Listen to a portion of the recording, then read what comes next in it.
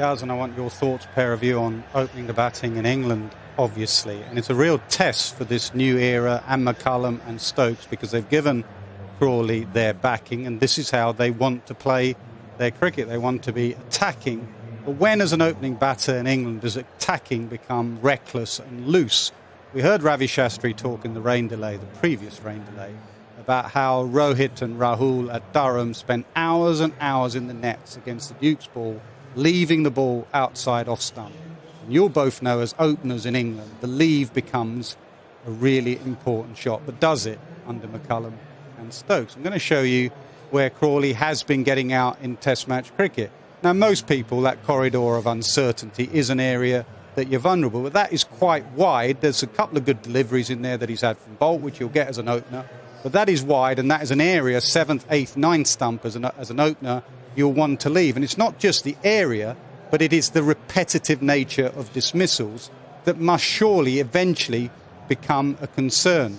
Driving without due care and attention against the moving ball is going to get you in trouble. You might get the odd pretty crisp 4 through the offside, but eventually a bowler of Bumrah or Saudi's ability will back themselves to find the edge. So that is what an old-timer like me thinks about opening the batting in England. What about, more importantly, what does the present coach of the England side think? At the end of the last Test match, Nick Knight asked Brendan McCullum, will you speak to Zak Crawley? And if so, what will you say to Zak Crawley about the low scores and the repetitive nature of his dismissals? This is what he said.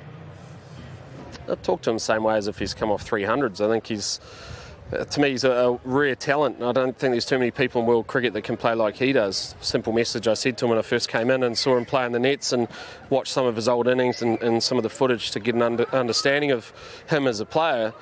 Pretty quickly stood out that he's got something that other players don't have. So my message was, there's 10,000 players out there that can play the other way. There's only a handful that can play like you do. So go and be the best version of yourself, and I'll keep trying to encourage you to do that. And the other thing is just chase great moments. He's never going to be a consistent type of cricketer. He's that dynamic that he's not going to be consistent. But when he has his day, he's going to win matches. And we've just got to make sure that he's courageous enough to keep stepping up, even if things haven't necessarily gone that well. But I've got confidence in him for sure.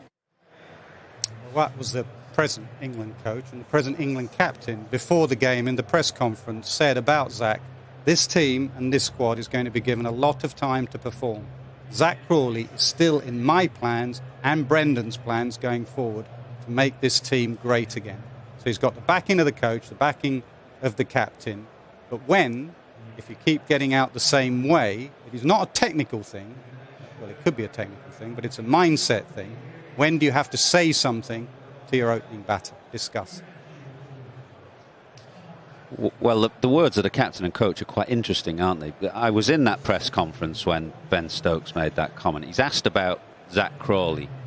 So what does he say? He can't exactly say, well, he's in the last chance saloon, and if he doesn't get any runs, we're going to drop him.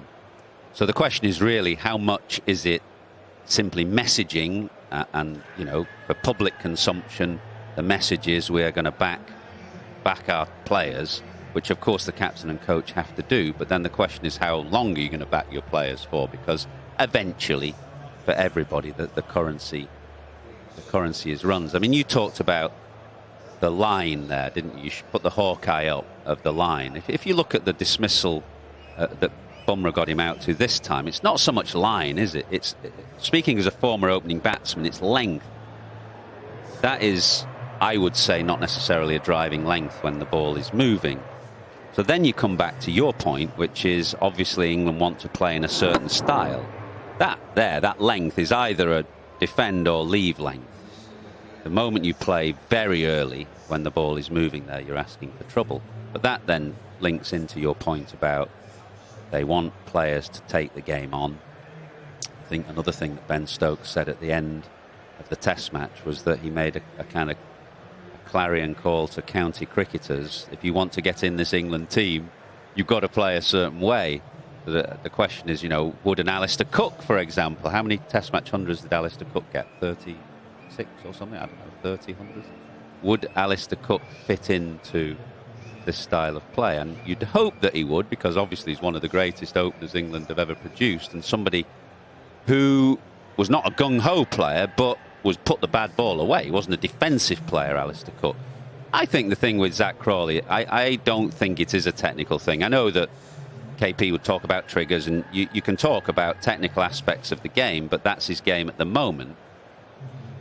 But it's about the art of batting, I would say, with Zak Crawley. He's almost as though he's learning the art of batting at the highest level under scrutiny. And he's got to learn more quickly, I would suggest. That's what I was going to ask you. It really doesn't matter what we think. To a degree, it doesn't really matter what McCullum and Stokes thinks, because you're in charge of your own career, and he averages under 13 Test match cricket, around about 13 first-class cricket. He's not prolific like Ollie Pope in first-class cricket. He's played on some slow pitches at Canterbury over the years, but he's not got runs behind him. So what really matters is what does he think, Zak Crawley, and how and if he should change. If you're sitting there as Zak Crawley, are you comfortable being this player, this inconsistent talent, or do you want to improve and get better and become more consistent and not play the shot of the day, but play the innings of the day like Alistair Cook or yourself, Michael, used to play? So the real thing is, what does Zak Crawley think, and what should he be thinking? But is he also not being pushed out the door and told to keep going as he is? That's my pretty point. much, that's the message that has come from both. At the end of the day, you are in charge of your own career. It's your career. I never got out and blamed Mickey Stewart or David Lloyd or anyone else.